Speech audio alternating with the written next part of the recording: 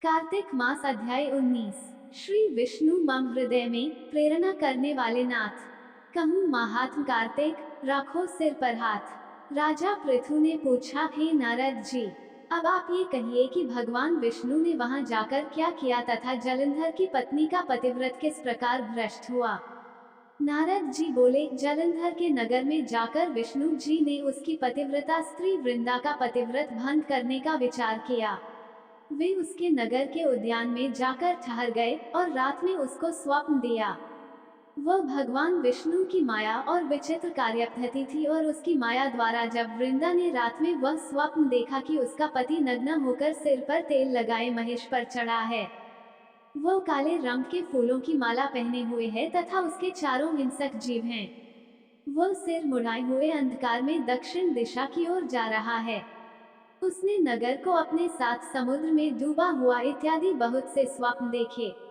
तत्काल ही वह स्वप्न का विचार करने लगी। इतने में उसने सूर्यदेव को उदय होते हुए देखा तो सूर्य में उसे एक छिद्र दिखाई दिया तथा वह कांतिहीन था।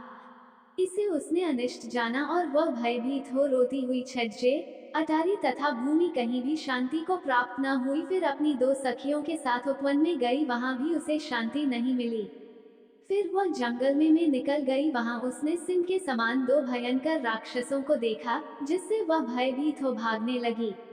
उसी क्षण उसके समक्ष अपने शिष्यों सहित शांत मौनी तपस्वी वहां आ गया। भयभीत वृंद उसके गले में अपना हाथ डाल उससे रक्षा की याचना करने लगी। मुनि ने अपनी एक ही हुंकार से उन राक्षसों को भगा दिया। वृंदा को आश्चर्य हुआ तथा वह भय से मुक्त हो मुनिनाथ को हाथ जोड़ प्रणाम करने लगी। फिर उसने मुनि से अपने पति के संबंध में उसकी कुशल क्षेम का प्रश्न किया। उसी समय दो वानर मुनि के समक्ष आकर हाथ जोड़ खड़े हो गए और ज्यों ही मुनि ने भृकुटी संकेत किया त्यों ही वे उड़कर आकाश मार्ग से चले गए। फिर जलंधर का सिर और धड़ लिए मुनि के आगे आ गए। तब अपने पति को मृत हुआ जान वृंदा मूर्छित हो पृथ्वी पर गिर पड़ी और अनेक प्रकार से दारुण विलाप करने लगी। पश्चात उस मुनि से कहा, हे कृपानिधे, आप मेरे इस पति को जीवित कर दीजिए।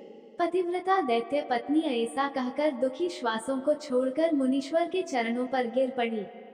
तब मुनीश्वर ने कहा, ये शिवजी द्वारा युद्ध में मारा गया है, जीवित नहीं हो सकता, क्योंकि जिसे भगवान शिव मार देते हैं वो कभी जीवित नहीं हो सकता, परंतु शरणागत की रक्षा करना सनातन धर्म है, इसी कारण कृपा कर मैं इसे जिलाए देता हूँ। नारद जी ने आगे कहा, वो मुनि साक्षात विष्णु ही थे जिन्होंने ये सब माया फैला रखी थी। वो वृंदा के पति को जीवित करके अंतर्ध्यान हो गए। जलंधर ने उठकर वृंदा को आलिंगन किया और मुख चूमा। वृंदा भी पति को जीवित हुआ देख अत्यंत हर्षित हुई और अब तक हुई बातों को स्वप्न समझा। तत्पश्चात वृंदा सकौम हो बहुत दिनों तक अपने पति के साथ विहार करती रही।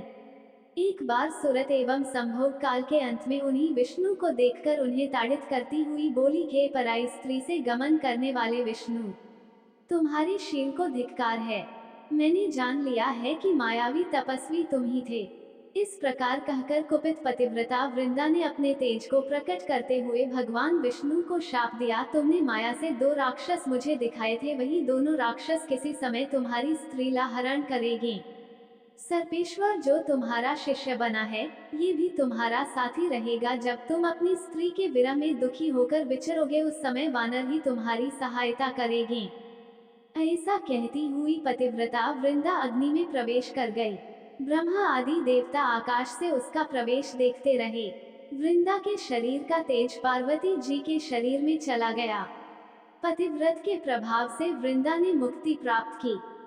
नमस्कार दोस्तों, बातें ज्ञान की YouTube चैनल में आपका स्वागत है।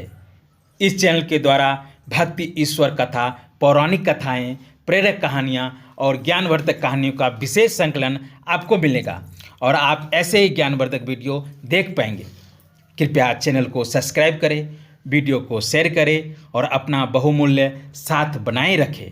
धन्यवाद दोस्तों।